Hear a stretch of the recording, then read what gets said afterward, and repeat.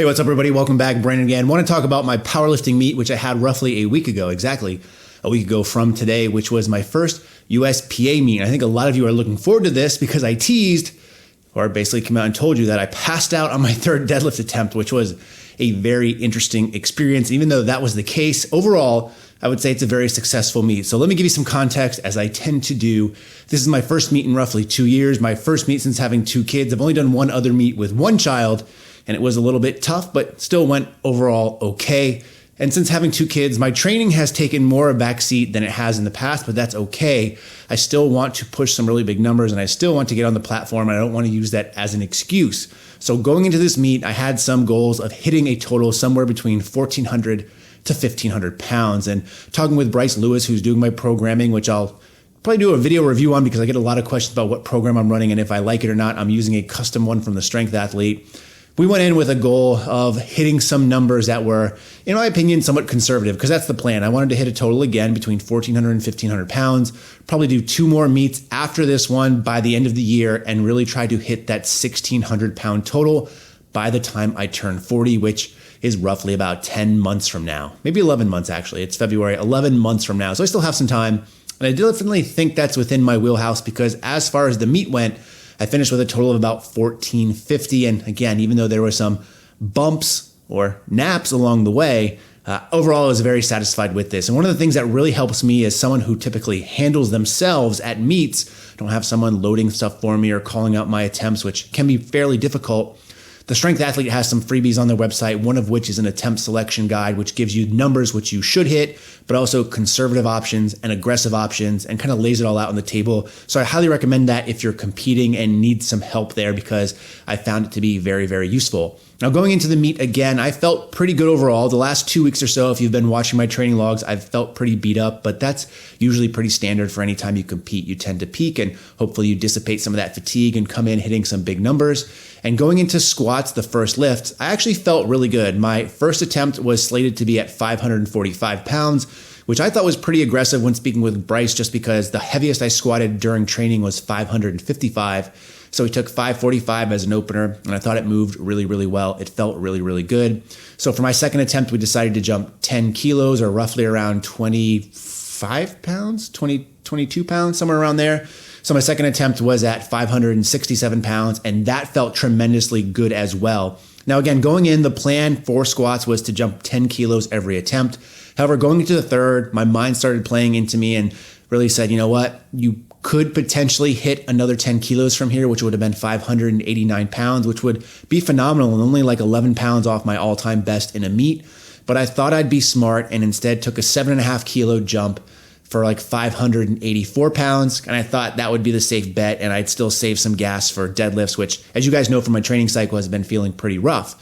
So I took that conservative jump and I just didn't hit the lift. I don't know what it was. Looking at the video, it doesn't look like how it felt. And I say that because at the time of the meet, I was telling my friends, it felt like I went down in the hole, and then for some reason, I just didn't come out. I was thinking about it or something, and I think, sunk a little bit further down, because you guys know I'm always concerned with depth, but I've never gotten red lighted in a meet for depth over 10 meets, which means 30 squat attempts, and I didn't get the lift. So it was only my second failed squat in any meet. So I'm 28 for 30 in squats.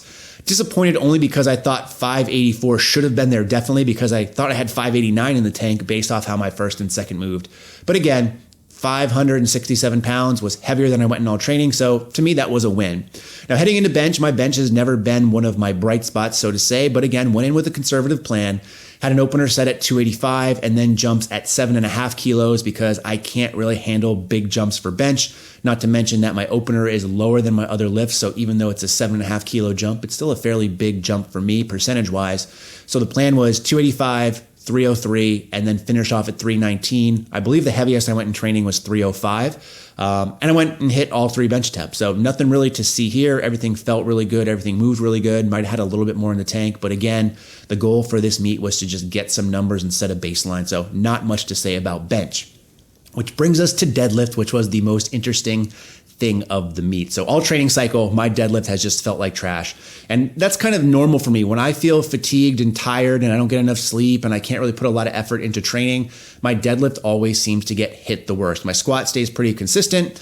My bench stays pretty consistent because it's never really that good anyways. If I had a really big bench going in and got fatigued, I would probably have it drop. But deadlift for me is just one of those things that I get really tired on, especially because it's the third lift of the day. And depending how long the meet is and if I'm dehydrated or not, it can potentially be not so great. So it's tough for me to read. So this is where I went in with Bryce and said I was worried about it. And I've been talking about that in all my training cycle videos. So you guys shouldn't really be surprised here.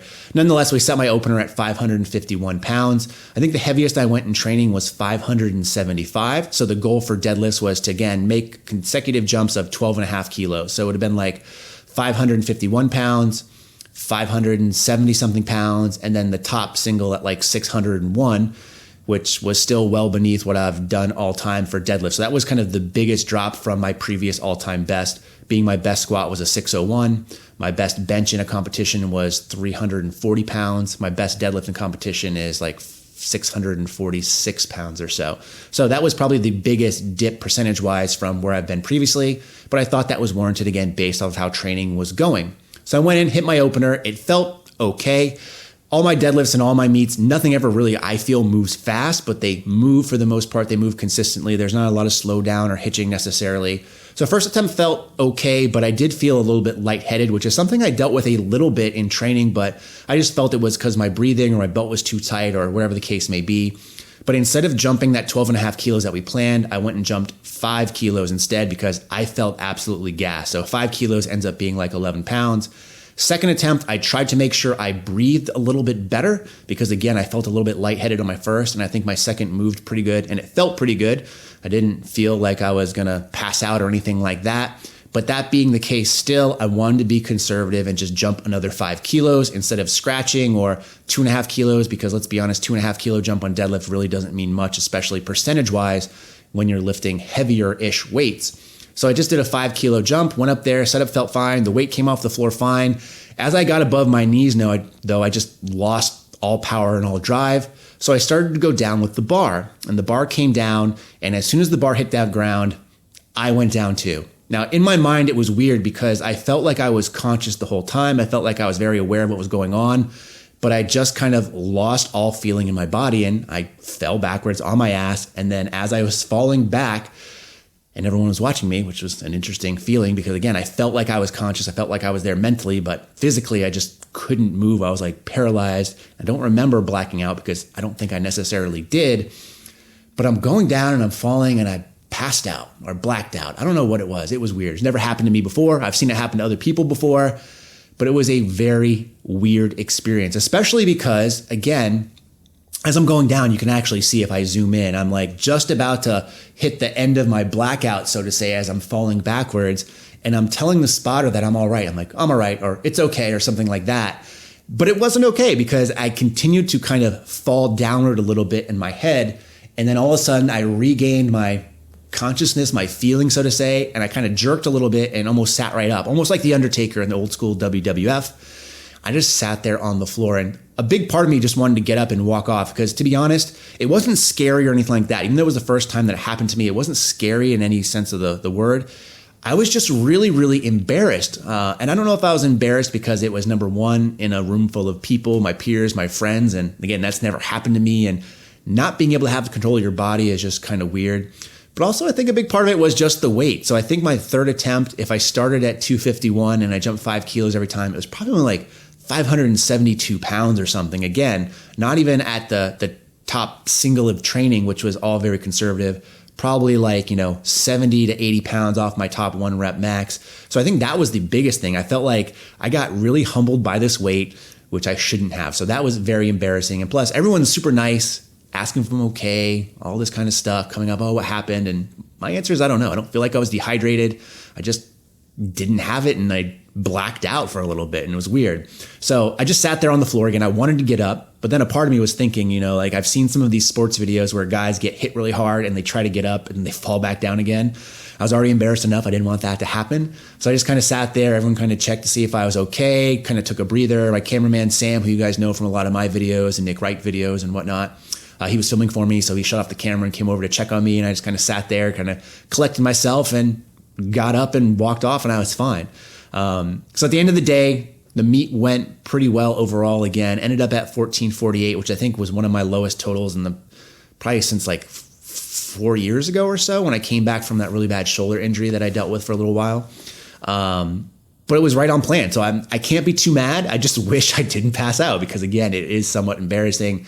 But again, it makes for a good thumbnail on Instagram and maybe a good thumbnail for this video. And a lot of you guys want to see it. And if you don't like me, which some of you do, unfortunately, you guys can replay this and watch at your leisure and have a good laugh at my expense. But overall, had fun at the meet. It was my first USPA one, run very well. I just need to get my shit together. But again, going off my plans of doing 3 meets this year, I think I can easily kind of add 75 pounds by the next meet, even if I just hit my deadlifts where they're supposed to be. And then by my 3rd meet again, add another 75 pounds potentially to get me to that plus 150, which would put me right at 1600, which is where I want to be by the time I turn 40. So there you go. Let me know in the comment section what you guys think. If you have any questions, any thoughts like that. I do need to give you guys a review on the Stoic singlet that I wore. That was the first time I really wore that in competition. I have some thoughts on that, and I've done reviews on other singlets as well. I have some other plans coming up in terms of review, but I'm really looking forward to getting back into training and kind of fixing some of these things, including not taking naps on the deadlift platform anymore, because then people are really going to start calling me old. So as always, thanks for watching. In the meantime, stay big.